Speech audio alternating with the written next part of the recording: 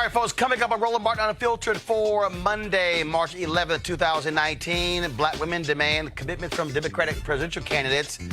But also the question is, what about resources? We'll talk about that with Melanie Campbell, President and CEO, National Coalition on Black Civic Participation. She joins us right here on the set. Also, 75% of Republicans think white people face discrimination. I told y'all they ignorant. Also, a brother in Georgia goes off on elementary school officials when he lost his 5-year-old daughter for the 3rd time. Yo, wait until we play this video for you. Don't say black men don't care about their children. Wait till you see this video. And we know hashtag Trump Lives Matter. Y'all, this man is such a liar that he lied today dealing with what he said or what he called the CEO of Apple. Straight up as lied. Like, he lied about something basic. And speaking of stuck on stupid, Katrina Pierson, y'all know that baddie-ass sister who was one of his advisors during the 2016 campaign? This fool went on television and tried to compare the lack of White House staffers today by saying how many black people did Abraham Lincoln have on staff. Yeah, she did. And what the hell's in the water at Fox News? Jeanine Pirro Tucker Carlson in hot water for saying what they believe about women and Muslims. And also 8 cops roll up on a brother in Colorado, picking up trash in his front yard with guns drawn. Shockingly, he's still alive. It's time to bring the funk. I'm Roland Martin Unfiltered. Let's go. He's got it. Whatever the biz, he's on it. Whatever it is, he's got the scoop, the fact, the find. And when it breaks, he's right on time and it's rolling. Best believe he's knowing. Putting it down from sports to news to politics. With entertainment just for kicks, he's rolling. It's on go, y'all. It's Roland Martin, yeah. Rolling with Roland now. He's funky, he's fresh, he's real, the best, you know he's Roland Martin now.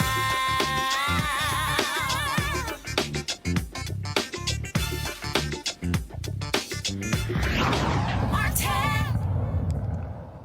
All right, folks, more candidates are declaring they're running for president for the Democrats in 2020.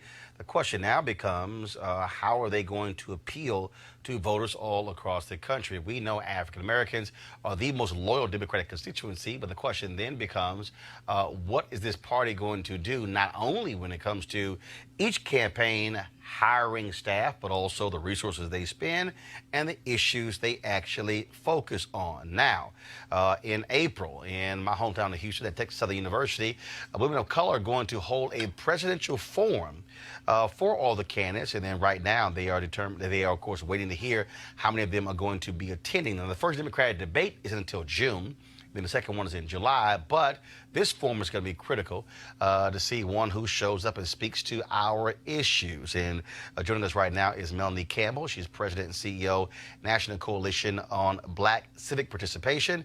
Melanie, glad to have you here. So first and foremost, when we talk about the campaign, you have Julian Castro as a black woman who is his campaign chair.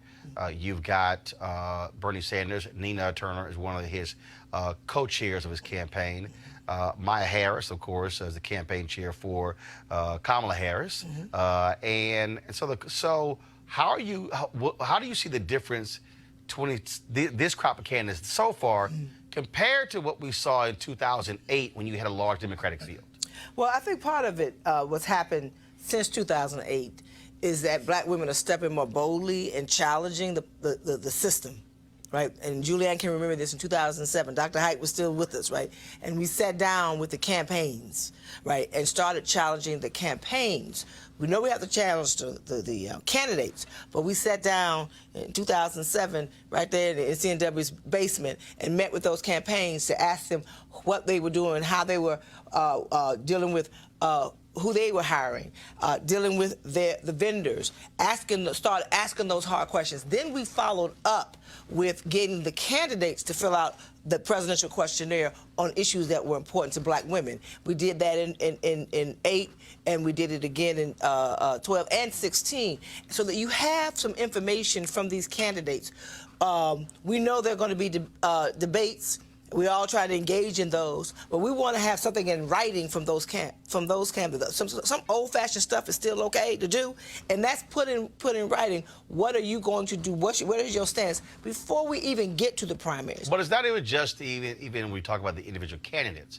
When Power Pack did their analysis on the resources being provided by the Democratic constituencies. When you looked at the Democratic National Committee, when you look at the DCCC, DSCC, when you look at Democratic Governors Association, a paltry amount of money spent on African Americans. Right, we have now seen after Doug Jones' race in Alabama, even how close Mike Espy came. When you look at, of course, the midterms as well, what black people are also saying is, where are the dollars? Not the last weekend in October. Yeah. Exactly. Where are the early dollars? Yeah. And not just investing on the ground, but also those black firms. The reality is black people can do campaign commercials, radio and television, and black people can be political consultants. They can be pollsters.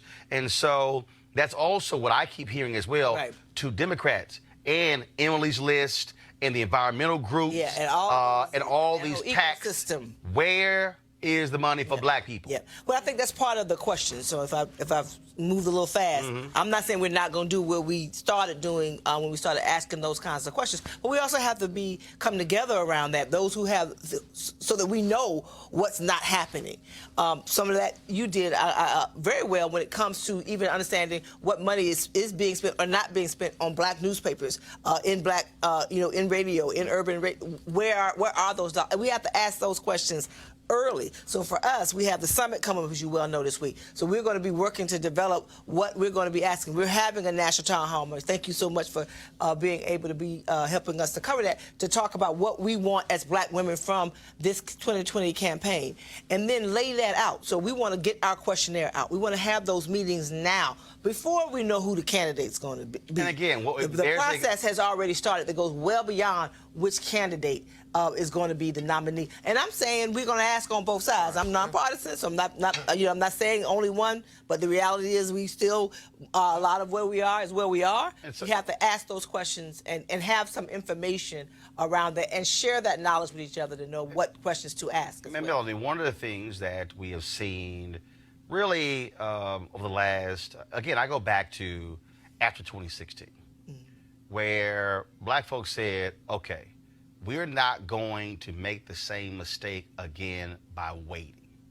We're not going to wait to see what the campaigns do. We're not going to wait to see what the party infrastructure does, making these demands early. And so coming out 2016, when the survey was done, where there was a 10-point drop among black women 11 identifying as Democrats, that caught the attention, obviously, of Tom Perez, who was the chair of the Democratic National Committee. And then you began to hear more people saying, okay, no. We are not going to wait for you to finally wake up. You are going to have to do some things. And so a lot of people really focused in 2017 and then 2018. And now here we're in 2019 because folks want to be in position when people begin to vote in 2020. And I'm saying yes. And so we have not just myself, but many black women who are in leadership roles that are out here working, who help bring that blue wave. Some of them are partisan, as well as nonpartisan. There's no such thing as saying blue and nonpartisan, but we just happened to push that vote and it happened to go the way it went. So I think for us, and especially over these next few days, being able to lay out some of those strategies. Part of what we're doing at our Women of Power Summit is laying out some of those strategies, organizing around what we need to do to leverage our power and deal with challenging those parties to deal with who they're hiring, all those things that are happening. Because like I say, the 2020 election is right now, and we have to come together enough to also be able to share the knowledge with each other, and push the envelope. And so that's what we're going to do, and we're really laying out those days. We're going on Capitol Hill for a couple of days, obviously, to push on the with the 116th Congress, but we're spending of the other two or 3 days is really going deep about organizing around not just the issues, but organizing. 2020 is a challenge because we also have the 2020 decennial census happening in the same time as the primary as well. So your summit begins Thursday. It's this Thursday. Kick off with a news conference. We'll be live streaming that, and then stuff on Friday as well. Going to Capitol Hill. Then you're having events Saturday, Sunday. Saturday we're taking some time because as organizers and leaders we have to take care of us. So spending a day on what we call It's All About You Day, spending some time dealing with being able to take care of our health, take care of ourselves, mind, body, and soul. So we're spending that day. We have conversations going on Sunday. Our movement has still always been grounded in faith.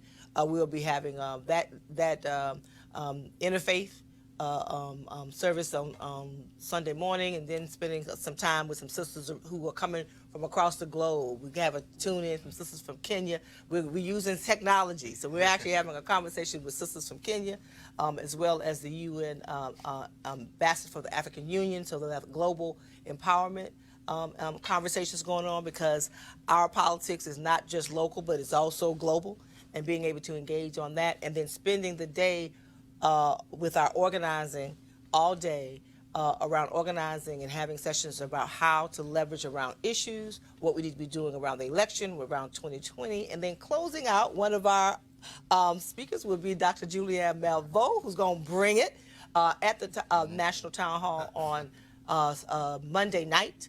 And then closing out, just spending some culture time. So we have delegations coming from over 20 states who will be here.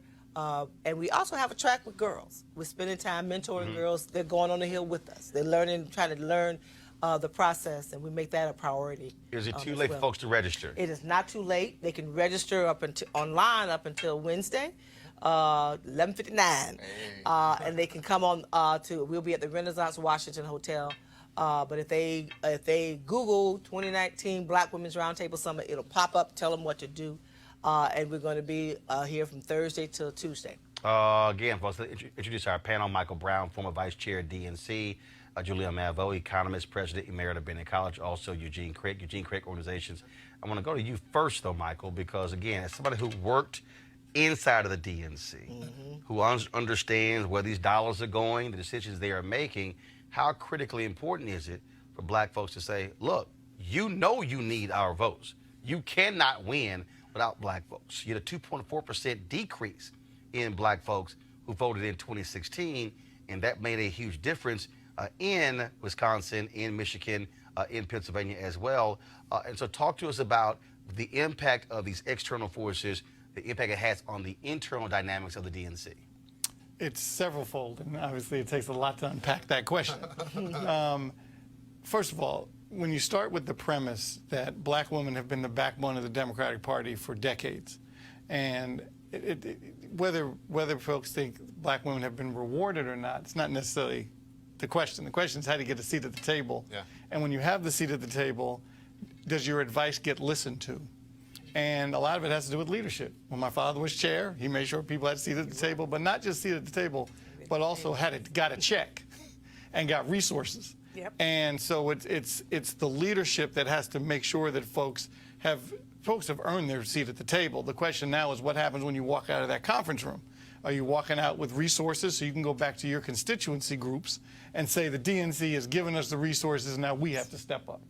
And when that happens, clearly, then you can have the kind of hopeful. I know you're nonpartisan, but hopefully. But at one time I was partisan, and I remember what the difference when I was partisan when your father led the DNC. But and again, though, Julianne, so even though Melody's group is nonpartisan, you do have partisan groups who are applying that level of pressure to the Democratic Party when it comes to resources. Because at the end of the day, historically what has happened is, and we saw criticism in 2016, where Hillary's campaign they were paying white staffers, but wanting Black folks to volunteer. And people like Congresswoman Marsha Fudge is like, yo, I'm sorry, you can't keep asking our folks to volunteer for free and they get paid. Yep. Not only that, I mean, the thing with the minority media, the black media in particular, the black press did not get the kind of ads that it should have gotten. Black radio didn't get the kind of ads it should have gotten. And, you know, I think, however, what Melanie is onto something, there is tremendous momentum among black women now.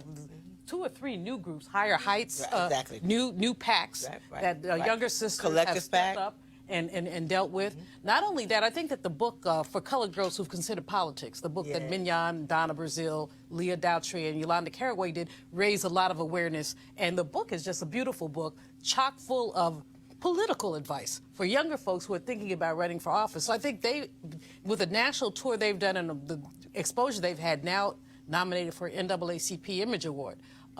With that going on, you just have more visibility towards what black women are doing. Not to mention what happened in Alabama, not to mention these new women who are in Congress and the push that they have. So we have more sway, but the issue is whether or not we use it. People need to stop telling these younger sisters, AOC included, Ilhan, those, to behave. Well-behaved women never get anything. You know, so people talk about they need to be more circumspect with their attitudes toward Pelosi. No, Pelosi's, you know, a big girl. She can take it. There has to be enough dissension in the party for black women to feel that we're not being rolled over. Eugene, at the end of the day, it comes down to pressure bust pipes. Yep. And what you have seen is black folks on the ground saying, we know how to turn people out.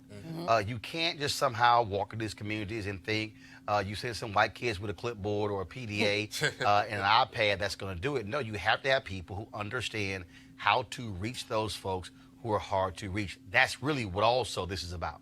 Yeah, I mean, the thing is this. My philosophy has always been you treat black voters the same way you treat any other constituency group. You know, on our side of the aisle, you know, they'll send, you know, the gun rights activists in to rally up the gun rights activists and put real resources behind them. Well, you want black votes, you need to do the same thing. You know, I think, you know, I'm a believer that, you know, the black vote should be competed for, that both parties should compete for, and I know our side does a piss poor job of it. But, you know, I think going forward that, you know, look, black women are leading the charge here. You know, they're saving our country a couple cycles now. And you know, they should, you know, we need to be not rewarded, but respected. All right, folks, let's talk about our second story here. Poor white folks. What the hell's wrong with them? According to a poll by the Hill newspaper, 62% of them felt that white people, they felt that white people had to deal with discrimination. The number jumped to 75% of Republicans. This is a result of the persistent and false media narrative that black and brown people get all these goodies from the government while white people do not. What? See, this is what just I keep laughing at this whole idea that they actually think they are being discriminated against. It's because they don't read, Roland. I mean, if you read anything about wealth disparities, you know what the ratio is. If you look at the unemployment rate, black unemployment rate, twice the white unemployment rate, you know what the ratio is. But the problem with white Republicans, and I might just extend that to white people in general, is that they're ignorant. And they're ignorant of history, ignorant of reality, just ignorant. I mean, you cannot make chicken salad out of chicken spit. Ignorance is pure ignorance, and this is what we have here is ignorance, and it wasn't spit. The bigger issue is that there is a extremely strong, now poll-tested majority of white conservatives that want to be victims. Now, there's a comfort and calm and victimhood, and so, you know, for them is, oh my gosh, you know, they're discriminating against us and, you know, viewpoint discrimination on campus. Then it becomes, oh, you know, the black and brown people are getting all the attention in the workplace. You know, because look, you know, there's actual. Oh yeah, that's what the poll just said. That's what the poll. That's their thought process. They really believe that, and they really honestly believe it. And Melody, what we have here, we also have conservative media who tries to drive home this particular point, as if somehow these white folks aren't benefiting from. I love it when they use government handouts. I mean, when you talk about $12 billion going to Iowa farmers because Trump screwed up the whole tariff deal, that's government handouts. So I'm sorry, they're called subsidies. No. I mean, and people use that excuse. And that to me, with those polls, because there's always a difference in race, you know, what we think versus what they think. And at the end of the day, it's still about race. At the end of the day, it's still about privilege of being able to say, you know, we want to be the top of everything. Yeah. And at the end of the day, you can spend the time, you know what's happening or not happening in your own household. And so, to me, I tell my white girlfriends, you know, go talk to your cousins. I know you're not doing it, but go talk to your cousins. Find out why and try to figure out what they need to do. We got this over here with black folks, and part of the progressive movement that is a consistent challenge is that we'll spend time trying to convince us. We got us. You just need to put the resources, and we have to resource ourselves as well. But at the end of the day, those polls, I go, well, yeah, what else is new? What else is new? Every election cycle in recent history and beyond, we see that white women will continuously vote the way they vote. And I stopped telling them after 2010 that they're voting against their interests. Their interest is white privilege. Their interest is white women want to continue to have that privilege. And so within their household, that's what it is about. Michael, what you're dealing with here is these are the buttons Trump is also pushing. And they are falling for the okie doke, not realizing how they're getting played. And also, their children also. We have polling data that shows that these white millennials are also believing that discrimination against white folks is just as bad as against black folks. And what's happening is probably happening in the households, because going back to the white women vote issue, the husband's saying, you have to do what I need you to do. This is for us. It's making sure our future, our family. And that's what's kind of transcending everything. And they're playing the card. They're playing the card that they have, because they're running out of cards. As the demographics No, they're running out of people. change, running out of people. That's what I mean. They're running out of white babies. Demographics continue to change. They're playing the cards they have left. All right, Melanie, we appreciate it. Thanks a bunch. Thank you. And look, we'll give the website again, and people can register for the conference. Just go to ncbcp.org, ncbcp.org, or just Google Black Women's Roundtable Summit. It'll pop up. All right, we appreciate it. Thanks a bunch. Keep up the good work. Thank you. All right, folks, who says black fathers do not defend their children? Check this video out of Georgia, where this black father was not at all happy when, for the third time this school year, the school lost track of his 5-year-old daughter. That's transportation. That's a separate. It was a teacher that told him. Y'all allow these buses to come pick these kids up, therefore you're responsible. No, sir. When You're they responsible get on the bus, when they you decide if they can no. keep them or I not. release my child to get on your bus to come to your school. Until my child makes it home through my door, you're responsible for my child, not me. No. You are. Until my child reaches back I'm gonna down, let you handle it 'cause I until feel my child fine. reaches Okay. back down where I live, you're responsible for my child getting home. We can keep it low. No, I don't care. Y'all didn't care nothing about my kid when she was missing for 3 times. This is the 3rd time. And you want to talk to me about somebody else's kid and you ain't care about mine? I understand you. Don't ask me to be calm. Don't patronize me. Don't chastise me. Don't do it. And you doing it now. So stop. Because it's the 3rd time. I don't care about nobody else's kid out there. And you know what? They need to hear this so they understand what y'all trying to cover up. That y'all losing people's kids. What's going on? What you can hear what's going on. You want to know what's going on? Step your ass in here. Sorry. That's what you can do. Step in here. The 3rd time that my daughter has been lost. Do you want to talk? Because we can talk. Step in. Let's go back. No, we're not going nowhere. We're going to stand right here. Let me write something down. What you want to share with us? It ain't nothing for you to write down. What you want to write down? What you want to write down? This is the first. But this is my 3rd time though. Understand that as a father. This is my 3rd time that y'all have lost my 5-year-old daughter, my baby. This is the 3rd time y'all lost her. And my son called me from the bus crying, wondering where his damn sister is. This is the 3rd time. And it's crazy that ain't none of y'all heard about this. Right. This has happened And 3 the times. 2nd time, y'all tell me that if we don't come get her by 4 o'clock, y'all ain't responsible for her. That's what the lady who sits right there said to me. She said that there's a teacher's party at 4 o'clock. And so after 4 o'clock, she's not responsible for my child because she has to go to a teacher's party. Well, I'm sorry to hear that, and I'm going to apologize for that. I was off campus yesterday. That's why. He said that he was on the bus just a minute ago. He was screaming and crying and telling the bus driver, don't pull off. I need to get off the bus because I'm not allowed to leave. Step your ass in here. Tristan King was angry at the staff of Norton Elementary School in Snellville, Georgia, 45 minutes northeast of Atlanta. The school has apologized. Y'all, my man was having none of it.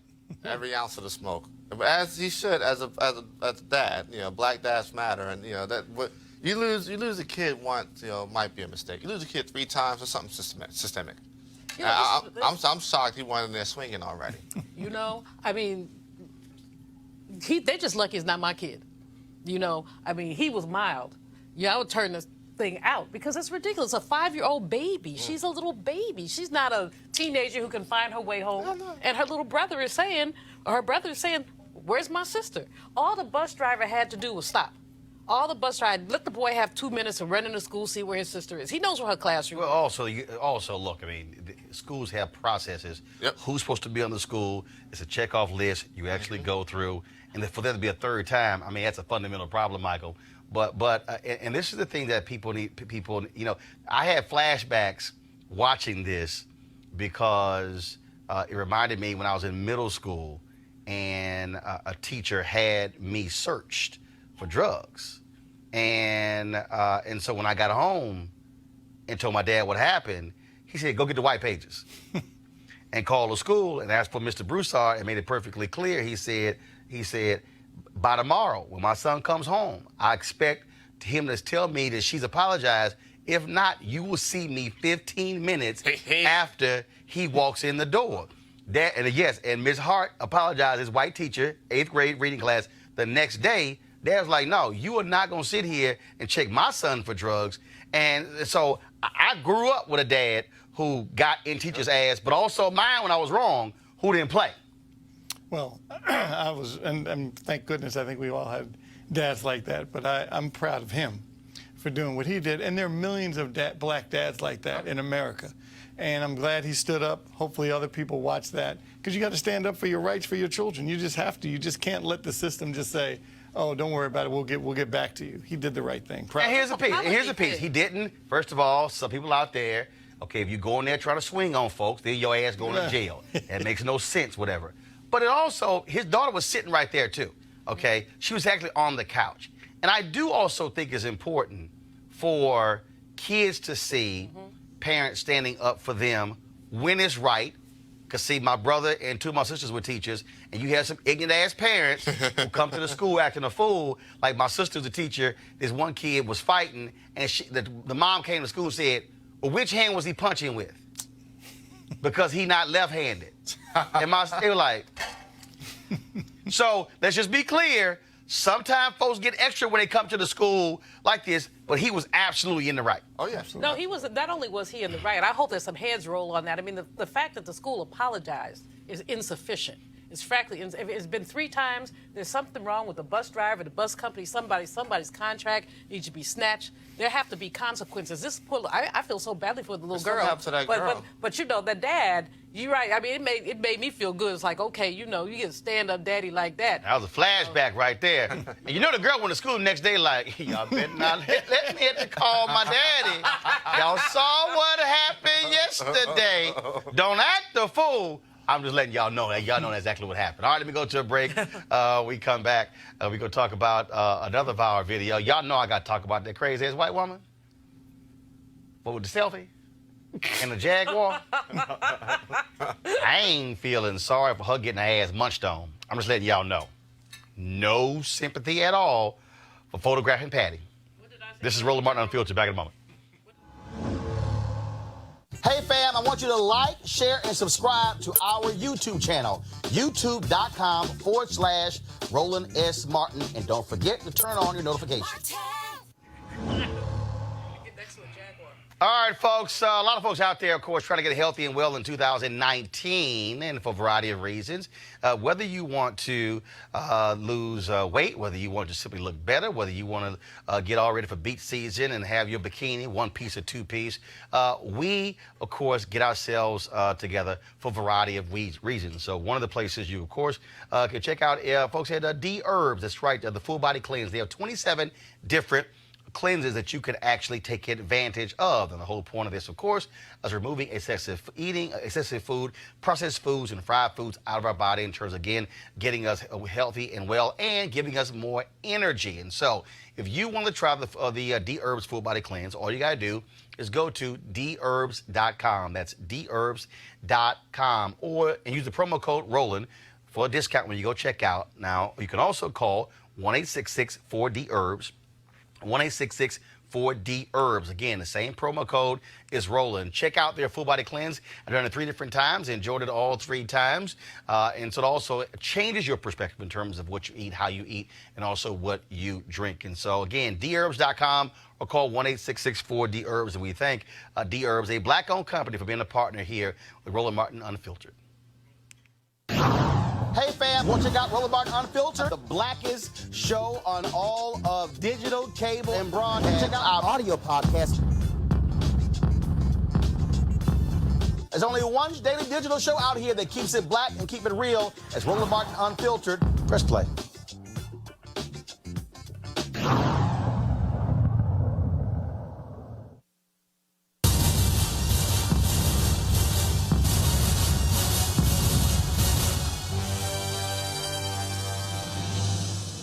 Now, y'all know I created the hashtag Trump Lives Matter shortly after he won because his ass was lying from the get-go. More than 9,000 lies since he's been president.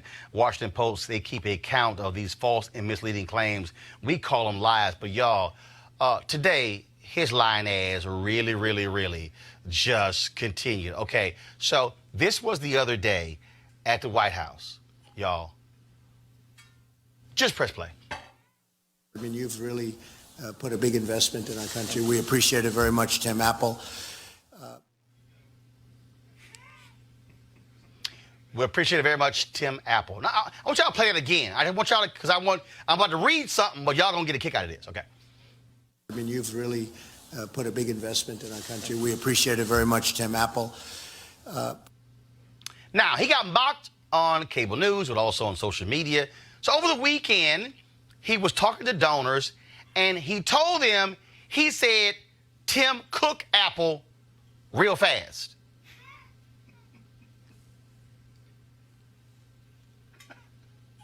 Press play. I mean, you've really put a big investment in our country. We appreciate it very much, Tim Apple. I didn't quite hear Cook anywhere in there. Okay? He actually said it. So, he tweeted today, y'all. He tweeted today. Y'all got the tweet? Pull the tweet up, please. At a recent roundtable meeting of business executives, and long after formally introducing Tim Cook of Apple, I quickly referred to Tim plus Apple as Tim Apple as an easy way to save time and words. The fake news was disparagingly all over this, and it became yet another bad Trump story. All right, y'all, let me help y'all out. Let me thank Tim Cook of Apple. Matter of fact, hold on, let me put the timer on. I just want to see how fast this thing goes. Start. Let me thank Tim Cook of Apple. Ooh, that took 2.4 seconds. Let me do it again. Go to my iPad. Let me thank Tim Cook of Apple. Oh, damn. That's 1.98 seconds. Eugene, he really was trying to save 1.98 seconds of time. This is a lying ass. It's like, yo, just go with it. But no, y'all, I was trying to save some time because I didn't want to say Tim Cook and Apple, Trump, so I just went Tim Apple. Listen, your president's a liar, and he ain't my president. Is a full believer of dying with the lie. I mean, 100% believer of dying with the lie. My grandmother used to always say, a congenital liar will tell a lie when the truth will do. I mean, that would always be her lie. She'd tell a lie when the truth will do. What's the big deal? I misspoke. Exactly. I mean, just move on. The man really is a congenital liar. He is afraid to be made fun of. Yeah. Or I don't know why. He's the funniest thing we've ever seen in the White House. I mean, you got a guy, this is the same guy that signs Bibles, right? So when you have that kind of... He signs Bibles. Down in Alabama. He signed Bibles. But Michael, here's the deal, though. Dog, this is real simple. You roll with it. Look, Obama made flubs. Bill Clinton did.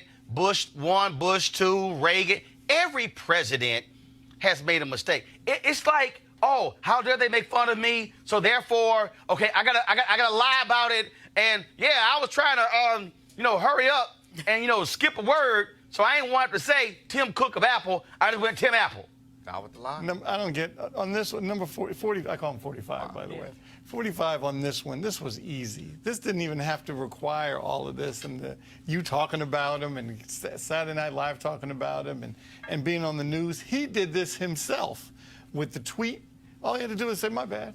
Like you said, Doc. I made a mistake. I made a mistake. But what you're dealing with he could here... have even said, I meant to call him Tim Apple. But here's the deal, though. This is the guy who cannot admit mistakes and who lies.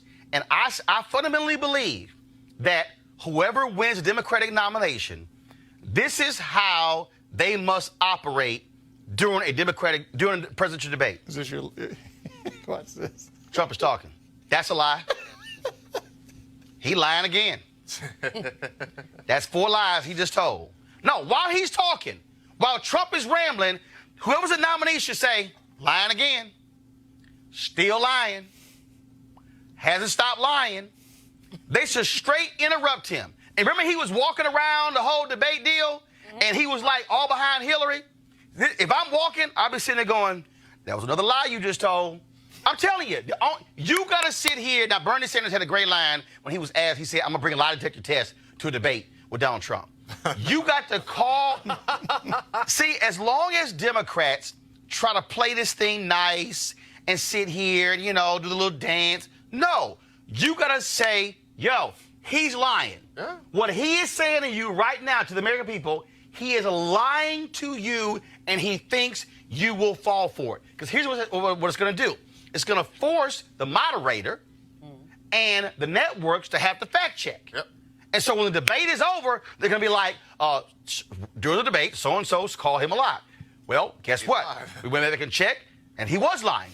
He wasn't. No, they're going to say he wasn't telling the truth, or he misspoke. That's what they're going to call it. That's how you deal with a liar. Yeah. Yeah. I agree 100%. The thing is going to be, I love our forever floaters, and there's some situations, they go low, you go high. When it comes to Trump, the only way you better beat him in 2020, when he goes low, you got to take him to the ground. All that go high, no, you got to punch the ground. Yo, you got to punch a bully in the face. Exactly. Now again, though, you got some crazy people out here, y'all, and Lord have mercy, y'all. I couldn't believe we even about to talk about this. Just roll it. Just roll it. Stupid! Now, y'all know Katrina Pierson is a flat-out idiot. I'm talking about dumb as a bag of rocks. She worked for Trump during the 2016 campaign. That child would go on TV and would just make stuff up and just lie through her teeth. Now, she was scared to bring her behind on my show. I wonder why. So this weekend, she was on Al Sharpton's show on MSNBC, and she was asked to name an African-American who works in Trump's West Wing. Y'all, listen to what her ass said. Because I'm not going to participate in the attempt to make this all about race. It's ridiculous. How many black people were in Abraham Lincoln's West Wing? It's First of all, if you got to go back to Abe Lincoln, you really need to shop it. That's my point. George my point Bush. is, was Abraham Lincoln a racist because he didn't have a black person in the West Wing? I mean, this is insane. It's an insane discussion.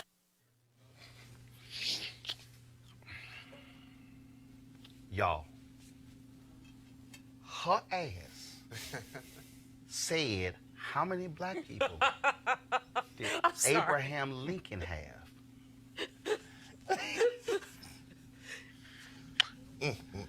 Now, y'all do know that there were a handful of free slaves when Lincoln was president. But black folks were still enslaved. Well, Roland, Frederick Douglass, who that man seems to think is still alive, he did visit the White House during the Lincoln administration on more than one occasion. He visited.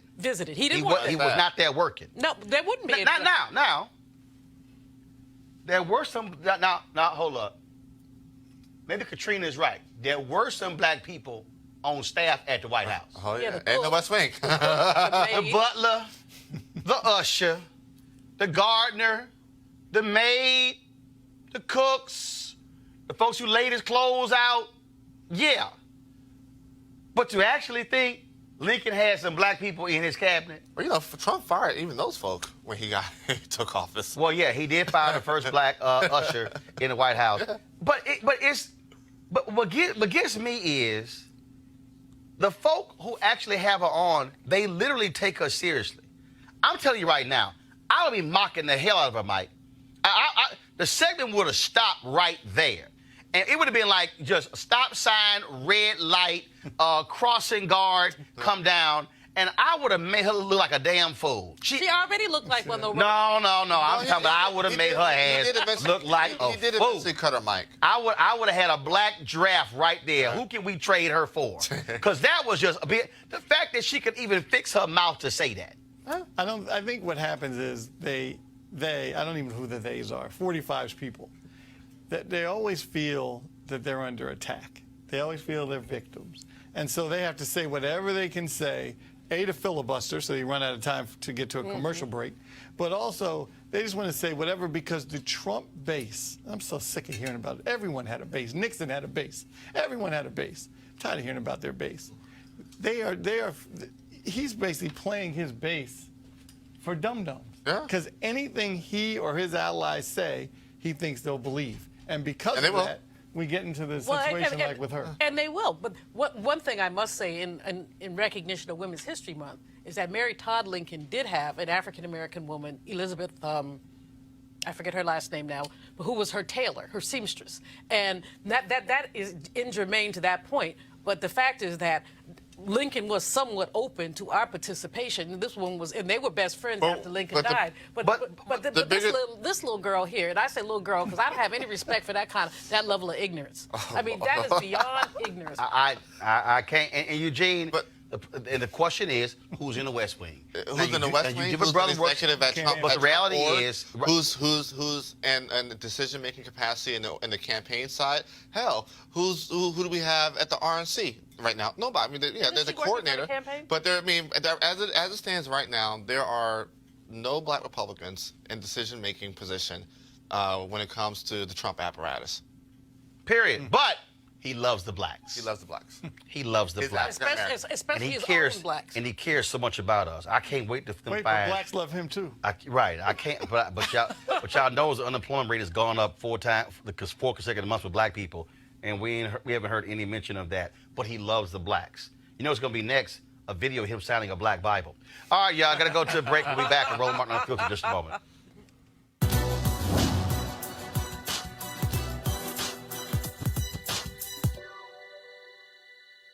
Stand on your own 2 feet and fight like hell for your place in the world.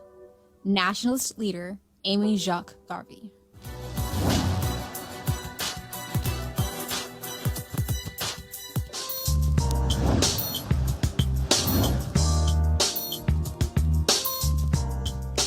All right, folks, HBCU Giving Day. Our school of the day is Meharry Medical College, founded in 1876. In Nashville, Tennessee. It, of course, trains more black doctors than anybody else in the country. Notable alumni includes Hastings Banda, Conrad Murray, Robert Walter Johnson, Dorothy Lavinia Brown, Lester G. Jackson, and many more. If you want to support Meharry, go to www.home.mmc.edu, home.mmc.edu. Or if you want to support another HBCU that is great, we simply want you to be sure to provide the resources to them. All right, folks, calling all HBCU alumni, students, and leaders enter the Ford Motor Company HBCU Mobility Challenge and win $25,000 for your school. Building on their long-term support of HBCUs, Ford is looking to improve mobility in HBCU communities through innovative solutions. The winning program will receive a grant of up to $25,000 to implement the proposal.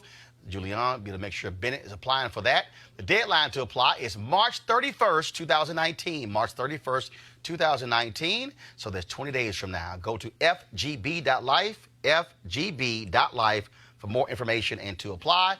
Remember, Ford goes further in our community. We certainly thank them for being a partner with us here at Roland Martin Unfiltered. All right, folks, here's some follow-ups to a story that we covered last week. We told you about a young black girl's body that was found in a duffel bag off of a hiking trail in Los Angeles County. Well, on Sunday, police identified the young girl as 9-year-old Trinity Love Jones. 2 persons of interest were detained in connection to Jones's death, and the investigation is ongoing. The coroner's office confirmed her death to be a homicide, but withheld the cause of death. We'll keep you updated as more information becomes available.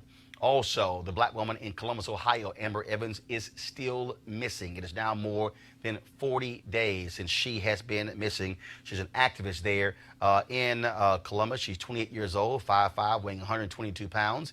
If you have any information regarding her disappearance, contact the Columbus Police Department at 614-645-4624, 614-645-4624.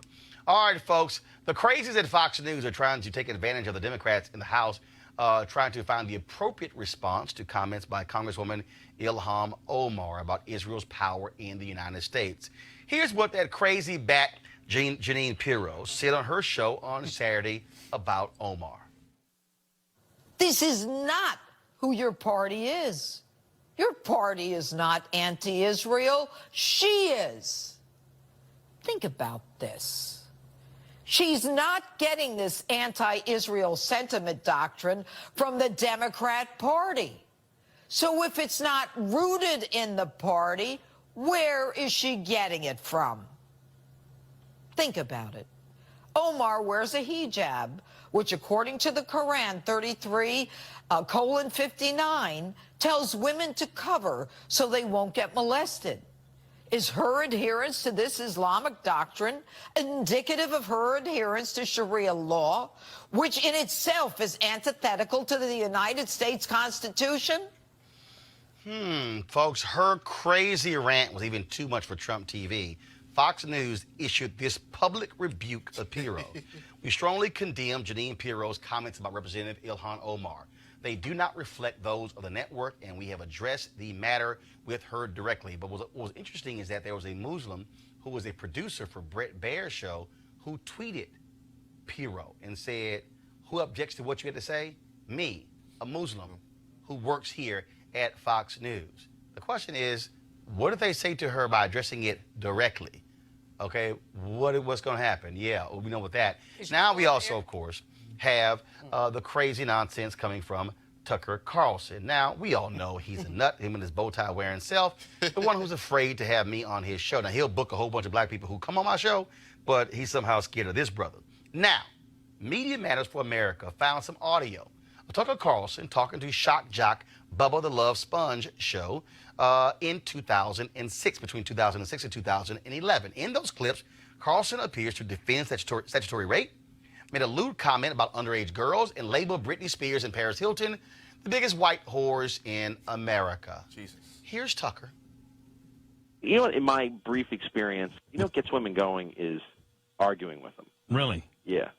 Brad, I never use that. It's true. You debate politics with a woman and just go, just full-blown out there, especially feminism. If you're talking to a feminist and she's giving you, men really need to be more sensitive and this. Actually, men don't need to be more sensitive. You just need to be quiet and kind of do what you're told. And lighten up a little bit, bitch. They love it. I love women, but they're extremely primitive. They're basic. They're not that hard to understand. Oh, now Tucker Carlson, of course, released this response, this statement, as a result of what Media Matters had to say. Quote, "Media Matters caught me saying something naughty on a radio show more than a decade ago. Rather than express the usual ritual contrition, how about this? I'm on television every weeknight live for an hour. If you want to know what I think, you can watch. Anyone who disagrees with my views is welcome to come on and explain why." Really, Tucker? Now, Media Matters says there will be more audio tomorrow, this time Tucker's comments on race and ethnicity. But let me address, if you will, for a second, the comments of Judge Jeanine as well as Tucker Carlson. I'm going to deal with Judge Jeanine first. Folks, what you are dealing with here literally is somebody who needs to be in the NFL concussion protocol program. Because what she's trying to do is, and game recognized game, what she's trying to do is she is trying to assume the mantle of Bill O'Reilly. She wants to say wild and crazy things because, frankly, between all of the people who are on Fox News and Fox Business, is a whole bunch of wild and crazy people who say stuff. I mean, you've got Laura Ingraham. I mean, you've got, of course, Sean Hannity. You've got Tucker Carlson. You've got the nut Lou Dobbs, who used to be a smart guy. I think he had a lobotomy. And so he says wild stuff. I mean, so what you have now is Jeanine Pirro. You got Jesse B. Waters, who can't seem to figure out the difference between Gayle King and Robin Roberts. So you have all of these madness that's going on. And so Pirro is desperately trying to be the source of attention. Now, what's interesting is that you have these people who attack her for wearing a hijab. But here's the piece. Yarmulke, what? Is that okay? I'm just saying. So what's the difference here? What you have here is Islamophobia. What you have here are people who want to attack Muslims, who want to say they are not like us. Now, tell that to the Muslims who are fighting in the U.S. military. Tell that to the Muslims who are police officers. I thought Fox News loved the military, and they love first responders. Tell that to the Muslims who are EMT workers. Tell it to the Muslims who are trying to secure America's safety. But see, that's a little too much for them because they can't tolerate that, because they are about speaking to a base, their viewership, who are old white people. And old white people are still living in 1950s and 1960s America. That's the world that they want. Now let's deal with Tucker Carlson. Now, here's a guy who, on his very show, condemns Samantha Bee when she used the C word in response to Ivanka. I believe it was Ivanka, or it was Sarah Sanders, one of them. Yet Tucker went on his show and condemned her for using the C word, yet he used the exact same word about women in this interview. Can we say hypocrite? This is the same guy who often will show video of other individuals and comments that they made years ago. In fact, just last week, he was showing video of comments that Joe Biden made about the crime bill and about busing, and brought it up. But now he says, I was saying things that were naughty. Really? See, here's the real deal here, folks. Tucker Carlson is a white guy with no talent who has been able to make millions of dollars operating in Washington, D.C. circles because he is deemed to be smart and erudite and somebody who has a different point of view. See, that's how this whole incestuous game keeps playing. See, his Daily Caller website is a 501c3. They get funded by folks as well. That's what he was doing before he went to Fox News. This is also the guy, y'all, who had a show on CNN, got fired. He had a show on, got canceled. He had a show on MSNBC, got canceled. He had a show on PBS that got canceled. Then he got the Fox and Friends job on the weekend. And then, of course, when Bill O'Reilly was run out because he was sitting here sexually harassing women, then he got the weekday job. Can you please show me somebody black who's had not one, not two, but 3 shows get canceled and they still get another job? Yep. That's who Tucker Carlson is. And so what you have to understand is this is the game of white privilege. And so Tucker wants to say, I was being naughty, as opposed to, no, actually, that's how it's feeling. Now, I love this here. They say, oh, you're pulling up comments made to a shock jock. Well, just because you are a shock jock doesn't mean that you cannot still not be respectful. See, that was the same excuse they used with Donald Trump when he went on Howard Stern's show and made his comments as well. You need to understand the game here. You have Fox anchors who want to hold other people accountable for their comments in the past, but they don't want to be held accountable for their comments. And then you have the whole conservative ecosystem who is now rallying behind Tucker Carlson to back him up and say, oh, Tucky, we've got your back, and so it's okay. But I'm going to deal with that last comment. See, Tucker, you also made this comment. You said that anybody who disagreed with you come on your show, and you know you lying. You know you lying. Because some black folks you ain't necessarily trying to debate. See, I know for a fact, Tucker, because I send an email out every single week to a variety of television bookers in networks all across the country. Your show booker is on that email. And the email says, Roland Martin, availability Monday through Friday. What cities I'm in and if I'm available at what times. Your booker gets that email, but y'all have never called. Now, what's interesting is Donna Brazile, Monique Presley, Scott Bolden, Wendy Osefo, and others have actually brought my name up to you personally. And you said, oh, I would love to have Roland on the show. So what has happened? See, the real deal is, Tucker, white guys like you really can't handle black guys like me. Because, see, y'all actually think you're smarter than. And the problem is, it's a little rough for your ego to actually appear or to have somebody who actually is smarter than you. So here's the piece, Tucker. You're going to have to explain all of this. And then when the race and ethnicity comments come out, I want to see if you can use the naughty example as the reason for it.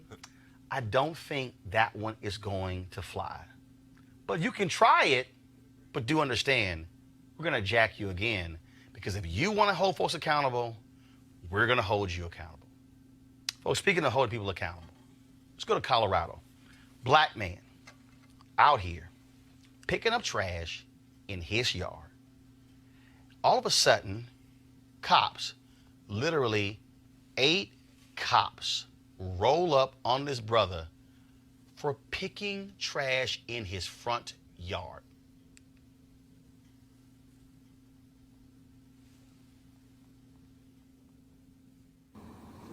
We're picking up garbage. What are you doing? 1, 2, 3, 4, 5, 6, 7, 8. 8 officers of the law with guns drawn. 8 officers of the law with guns drawn for picking up garbage on our property, where we live. Zayd has a clamp and a bucket, picking up garbage. He has a shotgun in his hand.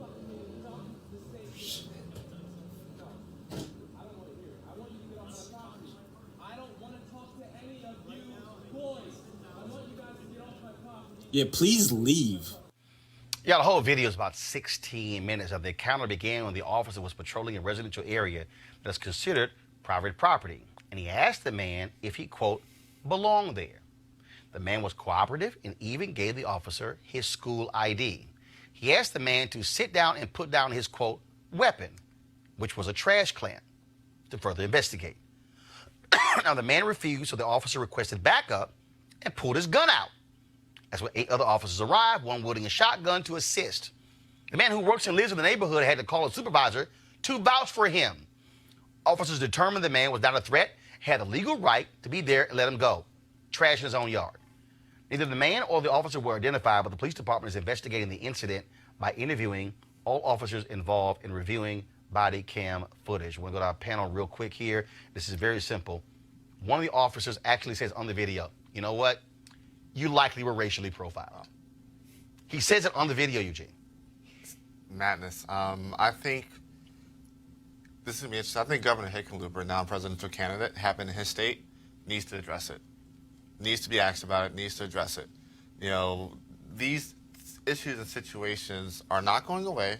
The only difference is that now we have footage from all angles to cover it. And, you know, thank God that there is footage, because if there was no footage, who knows how the story would have been. Crazy thing here is this guy, look, they could have shot him. You had a weapon. He was literally, if y'all see the whole video, go to YouTube. He was literally yelling, "It's my yard. I'm picking up trash. Are you serious?" And so the question is, who called were the police called or No. The cop was driving by. And he just decided he sees a black man belong there in a front yard and says he doesn't belong here. You know, as you said, not only was it racial profile, here's the problem. This crap is escalating. I mean, it keeps happening. It's every day. And we don't have, you don't have enough time on your show. I'm sure you get plenty of these clips to cover all of them. But it really is dangerous for black people to be out here in so many circumstances. Just dangerous. Right. And especially, I mean, usually I wouldn't say this, but especially for black men. Just the black body somehow is so threatening that some man picking up garbage. I mean, what could you do more benign than picking up garbage? Right. He's picking up trash in his yard. He's not harassing anybody. He's not hollering. And, he's picking up trash. He's trying to be a good neighbor. He's trying to make his house look better. And these crackers, and that's crackers is the cleanest word I can use. Just stop it. I mean, how do you? Mike, I think as black men, we're gonna have to go out in public with a straight jacket like this here. More than likely. Mike, go ahead. Still the greatest country in the world, but boy, do we have a long way to go. and number 45 is doing nothing to help stop this, or at least comment. He's doing absolutely. He's Well, I making mean, the it thing worse. is, if 45 believes in the deterrence, I think, you know, after the next election, there needs to be a federal mandate passed that says, look, you racially profile, you lose your police license. You violate rights, you lose your police license. Well, again, that's what should be the case. Or if your Reality department's is- systemic, you lose your funding for a And of couple course, years. we just saw last week where Numan Raja was convicted for killing Corey Jones, and the Police Benevolent Association president said, oh, he was doing his job even though he lied about it. He wasn't wearing anything that said police, and he rolled up on a guy in an unmarked white van. But they'll defend cops about anything. All right, folks, on Saturday, for the 6th consecutive year, I MC the Friendship Public Charter Schools Teacher of the Year Gala. This is the 11th year they have done it. Friendship has been around for 21 years, and they are the largest black charter management organization in the country, located right here in Washington, D.C. There were 7 teachers, of course, who were nominated for Teacher of the Year, and it was Shantae Johnson who took the award home. And so every year when the Teacher of the Year wins and I MC it, I say I'm going to show the video they produced for the Teacher of the Year. And it was a great event, more than 1,000 people there celebrating teachers. They were all dressed up, black ties, celebrating teachers. And here is Shantae Johnson. Because all students learn differently, I have to be able to build those relationships with my scholars, but also find their interest. When they are little, you have to make sure that you're fun, you're exciting, you're engaging, but you have them up and moving, you're doing different songs. Those things are fun and relatable to the scholars. Thinking cap on, and I know I'm learning quickly. Hey! As you know, the superheroes, they save the day, so they like to imitate those superheroes. In the classroom, I let them know that you are a superhero too. You can save the day. I love Ms. Johnson because she always teach me and my friends compound words. We learn college words, jovial, irate. Today I feel ecstatic. I love the fact that they are like sponges and they can hold on to those words and be able to actually apply it. Ms. Johnson is always asking them questions, and it forces them to become owners of their learning. It forces them to grapple with concepts because things in life don't come easy to you. And it also encourages them to want to explore and learn about the world around them. I make sure that they have the confidence and they can persevere by making sure that when they're answering a question, they can take risks. Even if they make a mistake, they can still learn from their mistakes. That nurturing part of Ms. Johnson kind of rubbed off on Chloe and gave her the ability to become a leader and stand out. And that's amazing. And that's what you want to see in your kid when they come home. And that's the type of progress that you want to see as a parent. I think she understands the importance of the role parents play, and she also recognizes that it's just not about involvement, it's about engaging. As parents, we want to be involved because we see how much she gives her students, and so we also want to give that same effort. And so it's definitely a team. I'm going to college. And I'm going to graduate. So again, congratulations to Shantae Johnson. Now here's the deal. Over the next week, we're going to actually show the videos of the other finalists for Teacher of the Year to also give them some love as well. And so this is important because, again, we talk about education. And look, all these networks out here talk about it, but no, we're actually showing you. And this is by design, black teachers, a black-run charter management organization who is doing the job. And so there's no form of education out there that I don't support, so we're all about ensuring that they get some love. And so while we showed the video earlier of the father defending his 5-year daughter being left 3 times, we also need to be showing folks, again, what great teachers are doing in the classroom. So that's one of the reasons why we're doing that.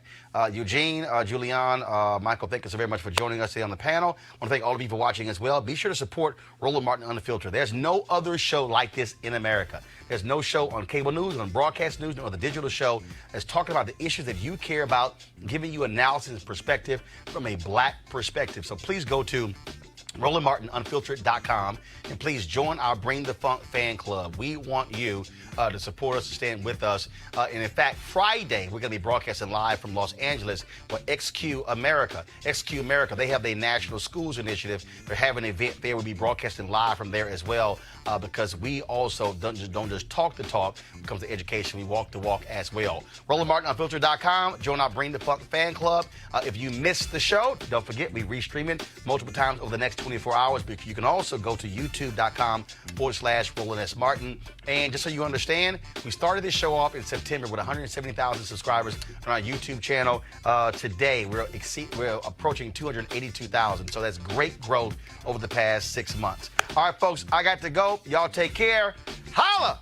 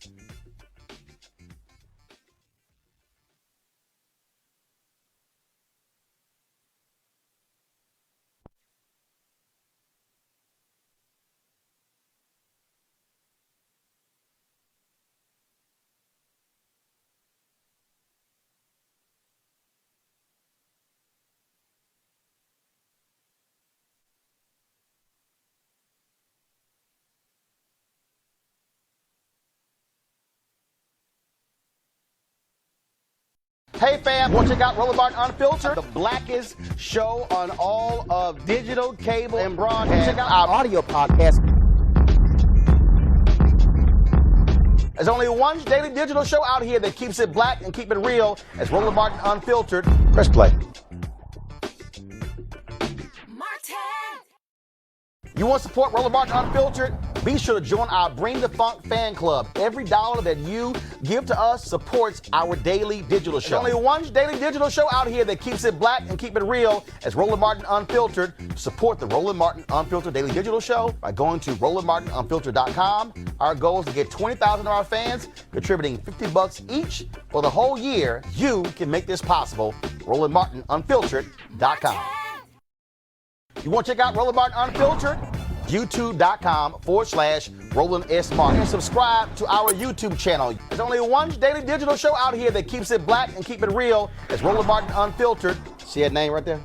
Roland Martin Unfiltered. Like, share, and subscribe to our YouTube channel. That's youtube.com/Roland S. Martin. And don't forget to turn on your notifications so when we go live, you'll know it.